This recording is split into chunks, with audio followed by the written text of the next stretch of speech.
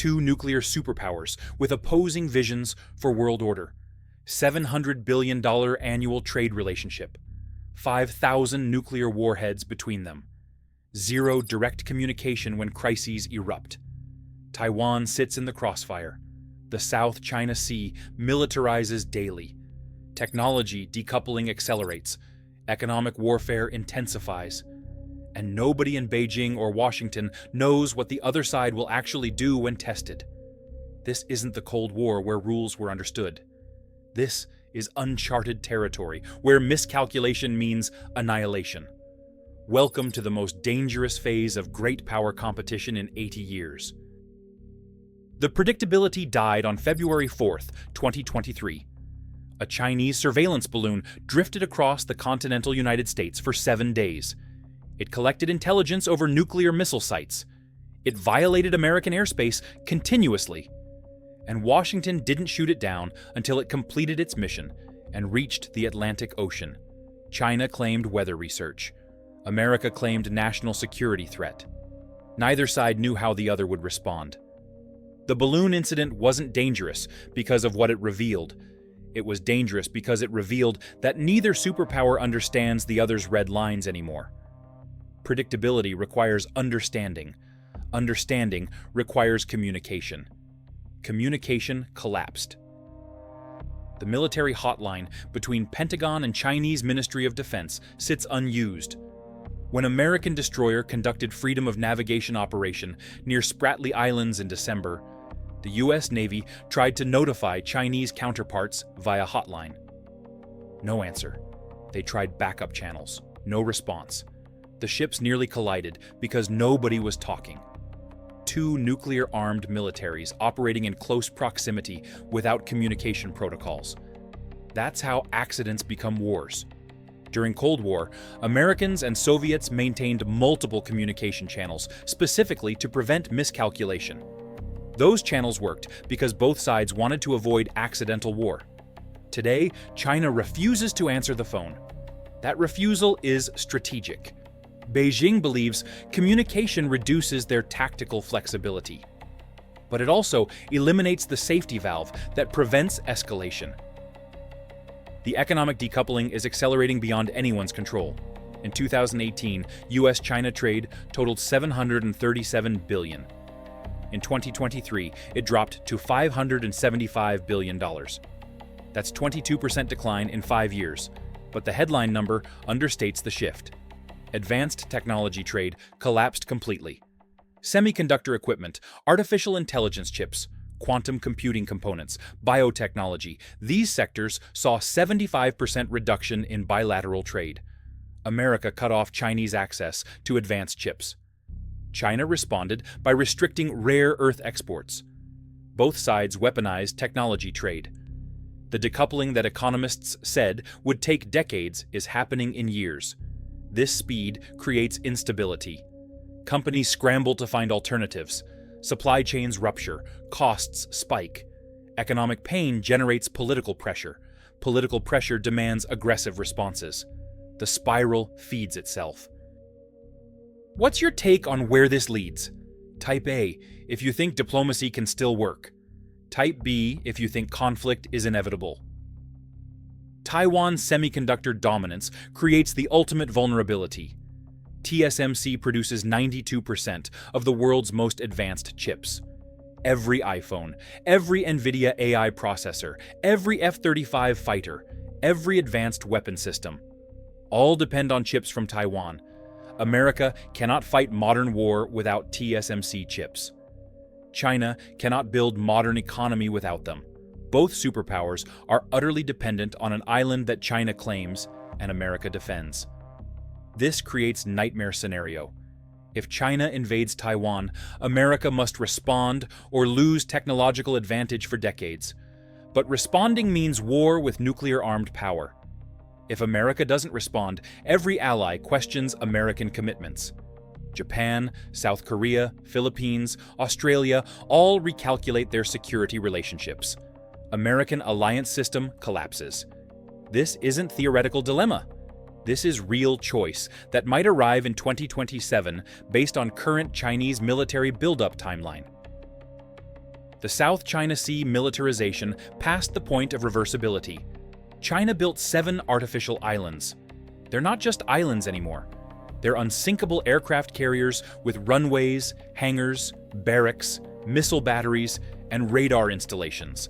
Fiery Cross Reef hosts 40 fighter jets permanently. Subi Reef has air defense systems covering 200-mile radius. Mischief Reef positions anti-ship missiles threatening all nearby shipping.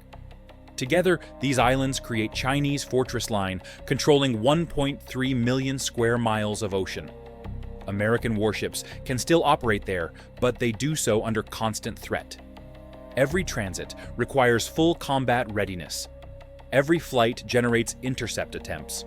The operational tempo cannot be sustained indefinitely. Eventually, exhaustion forces withdrawal or incident triggers shooting. Either outcome benefits China. Chinese military capacity expanded beyond American ability to counter. In 2015, China had 255 warships. In 2024, they operate 370 warships. That's 45% growth in 9 years. America went from 288 warships to 295 in the same period. 2% growth. The gap is closing rapidly. By 2030, China will operate more warships than America. They already build ships faster. Jiangnan Shipyard launched 23 major warships in 2023. American shipyards launched 8. The industrial capacity difference is staggering. China can replace losses. America cannot. This shifts deterrence calculation fundamentally. If China believes they can absorb casualties better than America, they become more willing to risk conflict. If America believes this too, they become more desperate to act before the window closes. Both beliefs drive escalation. If you're enjoying this deep dive into modern warfare, take a moment to hit that subscribe button. Technology competition entered zero-sum phase. AI development, quantum computing, hypersonic weapons, biotechnology, space capabilities. Both nations understand that leadership in these domains determines 21st century dominance. That makes competition existential rather than incremental. When competition is incremental, compromise is possible. When competition is existential, compromise means defeat. America banned American companies from selling advanced chips to China. China responded by founding national semiconductor champions with unlimited funding. American restrictions accelerated Chinese development by forcing self-reliance. The technology war is making both sides more nationalist, more protectionist, more zero-sum in their thinking. The nuclear dimension adds terrifying complexity. China is expanding its nuclear arsenal dramatically, from 200 warheads in 2020 to over 400 in 2024. Intelligence estimates suggest 1,000 warheads by 2030. This isn't minimal deterrence anymore. This is moving toward parity with American arsenal. China is also building advanced delivery systems. DF-41 ICBMs with multiple warheads, H-20 stealth bombers, Type 096 ballistic missile submarines. These systems give China secure second strike capability. That changes everything about crisis stability. During Cold War, both superpowers knew that nuclear war meant mutual annihilation. That knowledge prevented escalation. Now China is achieving that same mutual vulnerability. But they're achieving it rapidly without the decades of arms control negotiations that stabilized Soviet-American relationship. Fast nuclear buildup without accompanying communication and confidence-building measures is recipe for miscalculation. The alliance structures are inverting in dangerous ways. America maintains formal alliances with Japan, South Korea, Australia, Philippines, and Thailand. These alliances are defensive. They activate only if member is attacked. But China is building different kind of coalition. Not formal alliances, but alignment of interests. Russia provides energy and diplomatic support. Iran offers Middle Eastern complications. North Korea creates Korean Peninsula distractions. Pakistan ties down India. This isn't Warsaw Pact. This is flexible coalition of American adversaries who cooperate when it serves their interests. The flexibility makes it more adaptable, but also more unpredictable. Traditional alliances have clear commitments. This new alignment has no commitments, just shared opposition to American hegemony.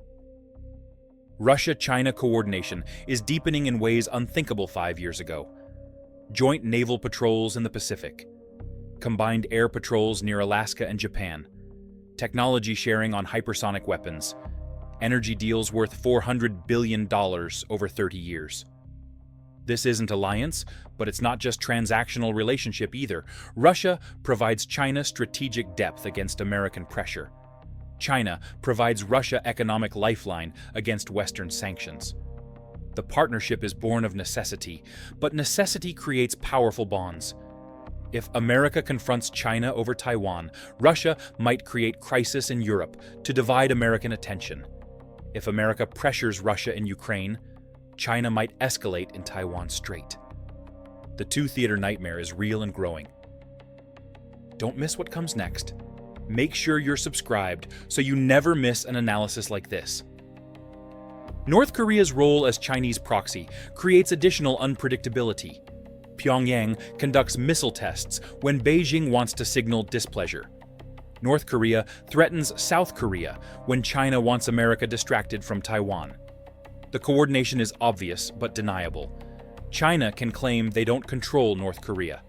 Technically true. But Beijing has sufficient influence to encourage or discourage provocations. This proxy relationship gives China escalation options without direct Chinese fingerprints. It also creates accidents waiting to happen. If North Korean provocation spirals into actual conflict, America must respond. But responding pulls forces away from Taiwan contingency. China benefits from American distraction. That creates perverse incentive to encourage North Korean aggression.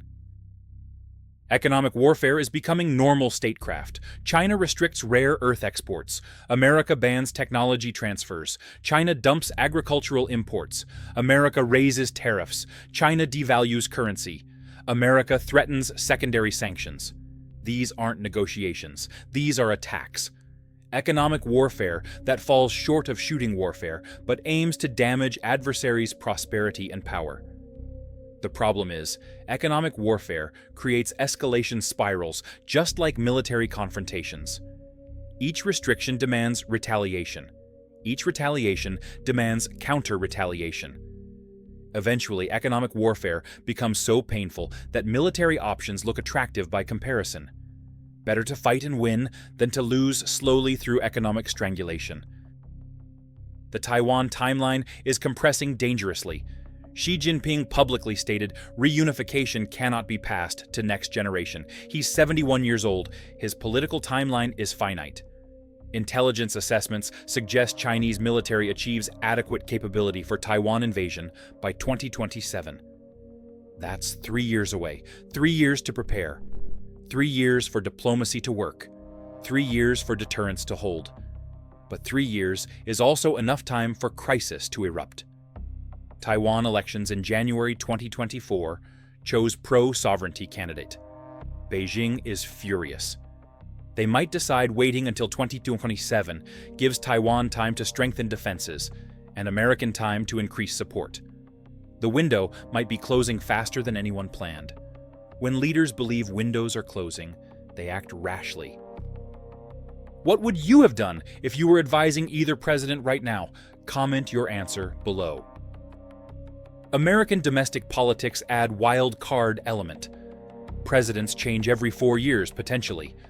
Congressional control shifts every 2 years. Chinese leadership is stable by comparison. Xi Jinping has no term limits. He will rule indefinitely. This creates strategic asymmetry. China can plan for decades. America plans for election cycles. Chinese leaders can ignore short-term pain, pursuing long-term goals. American leaders need short-term wins to stay in power. These different time horizons make strategy incompatible. China is playing Go, thinking 50 moves ahead. America is playing checkers, trying to win this turn. When strategic frameworks are this misaligned, communication becomes impossible. Neither side understands what the other is actually trying to achieve. Climate change adds environmental crisis to strategic competition. Both nations are largest carbon emitters. Both need to transition energy systems. But cooperation on climate requires trust. Trust doesn't exist. China views climate cooperation as trap to limit their development. America views Chinese climate pledges as lies designed to gain advantage. Neither side will sacrifice economic growth for climate goals if they believe it helps their adversary. This means the climate crisis worsens, while the two nations who could solve it refuse to cooperate. The environmental disaster becomes additional destabilizing factor. Droughts create refugees. Floods destroy infrastructure. Resource competition intensifies. Climate change makes everything worse, including US-China relations. Space competition is militarizing rapidly. Both nations depend on satellites for military operations. Both develop anti-satellite weapons. Both understand that destroying enemy satellites is feasible. But satellite debris creates cascading destruction, endangering all satellites, including your own. This is space equivalent of nuclear deterrence. If you destroy their satellites, they destroy yours, and debris field makes space unusable for decades. Rational actors avoid this outcome, but rationality assumptions break down in crises. If war starts, desperation might override caution. First side to blind the other gains enormous advantage. That creates incentive to shoot first. But shooting first triggers response that leaves everyone blind. The space domain is inherently unstable. Cyber warfare offers similar destabilization. Both nations have sophisticated cyber capabilities. Both have penetrated the other's critical infrastructure, power grids, financial systems, communication networks, water supplies, transportation systems. These targets are mapped and exploited. In peacetime, the access just sits dormant.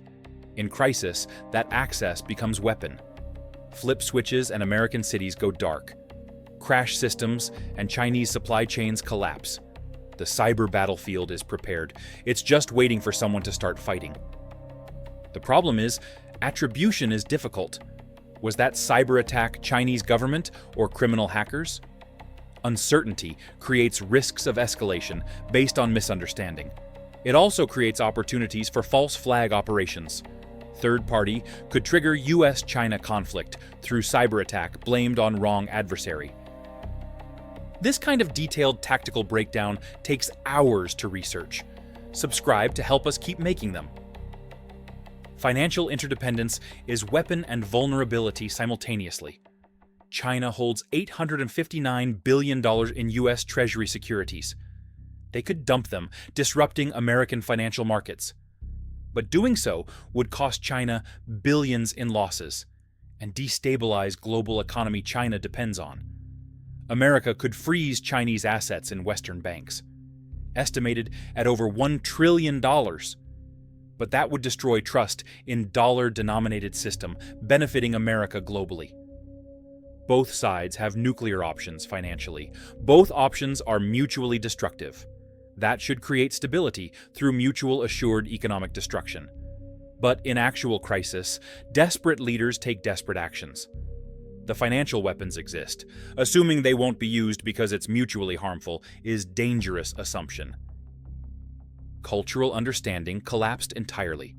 Average American views China as authoritarian threat. Average Chinese views America as declining bully. These aren't negotiating positions. These are cultural narratives reinforced by education systems, media coverage, and political rhetoric. When populations view each other as existential threats, leaders face domestic pressure to be tough.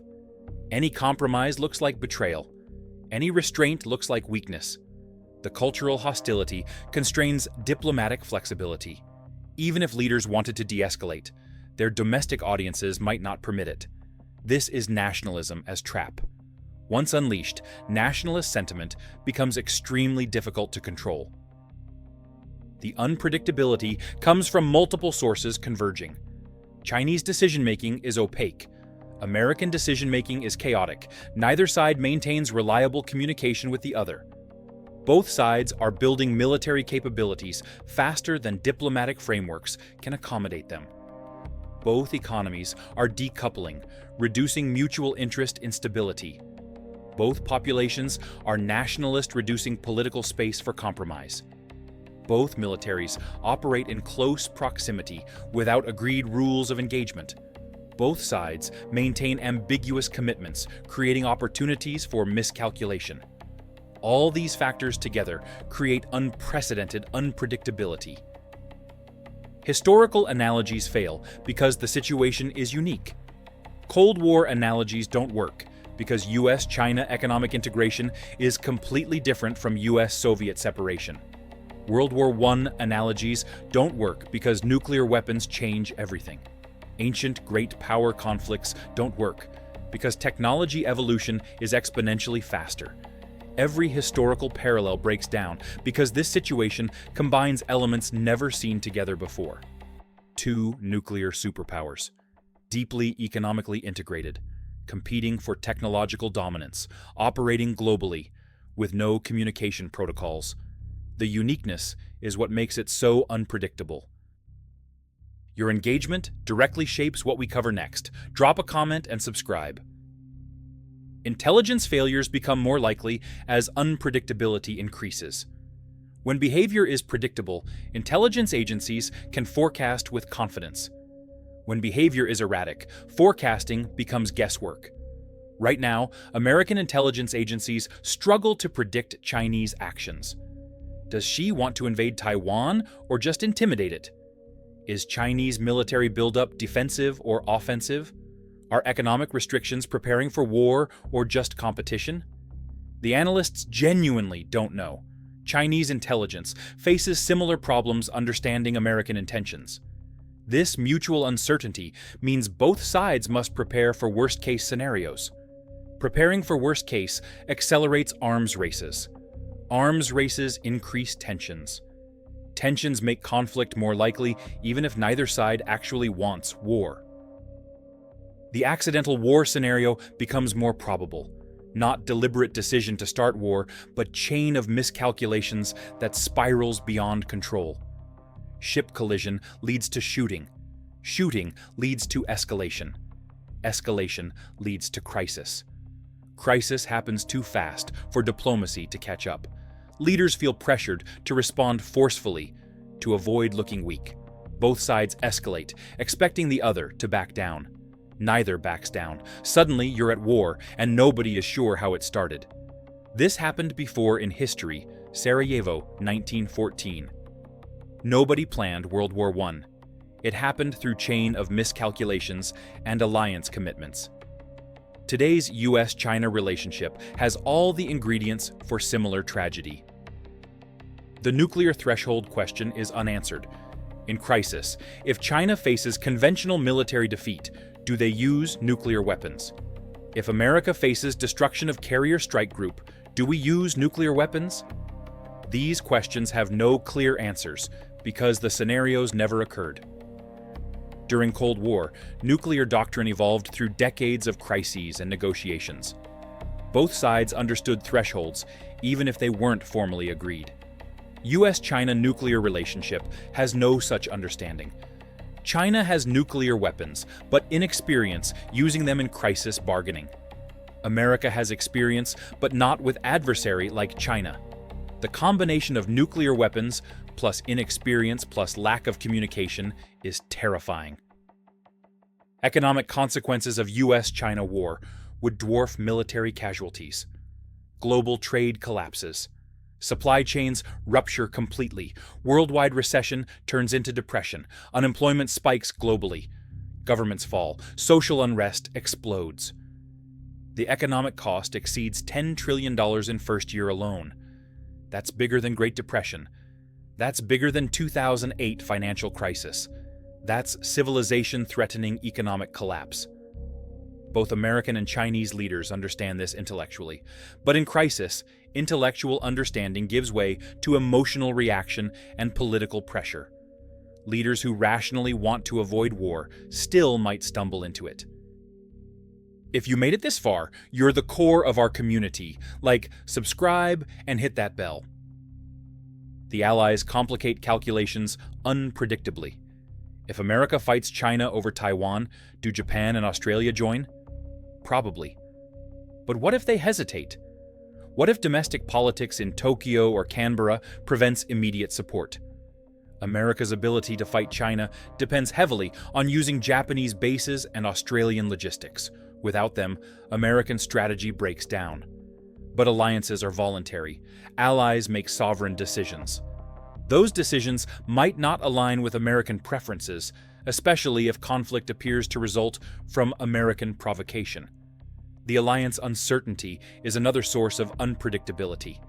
You cannot plan operations when you don't know which allies will participate.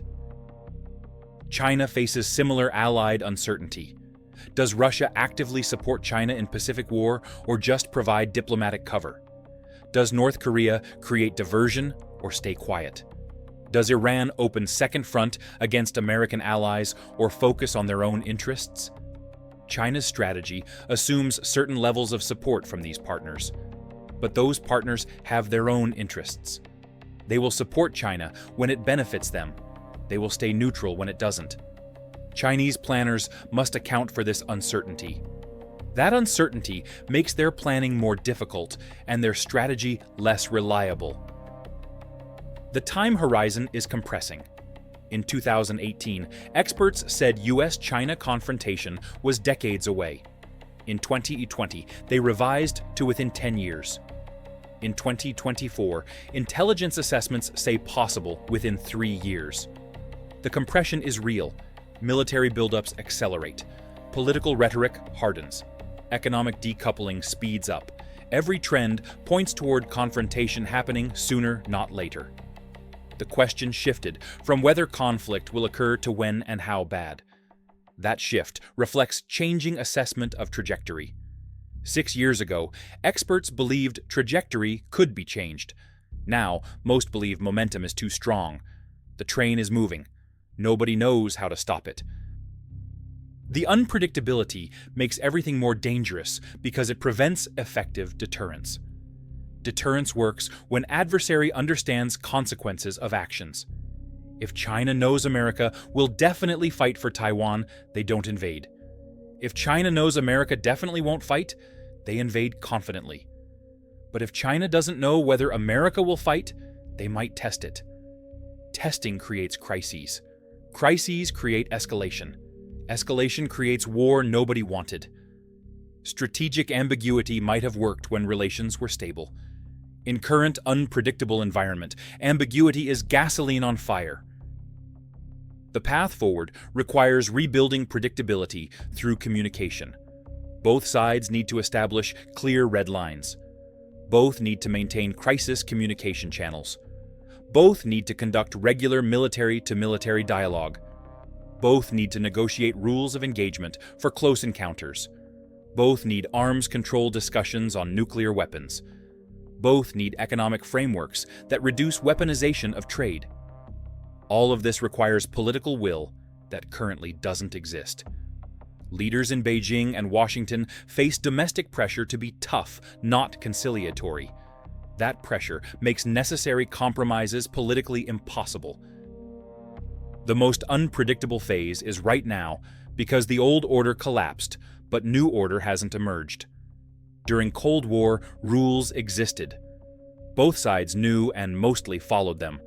That order ended with Soviet collapse. For 30 years, America was unipolar power. China rose during that period. Now China is peer competitor, but the rules for peer competition don't exist.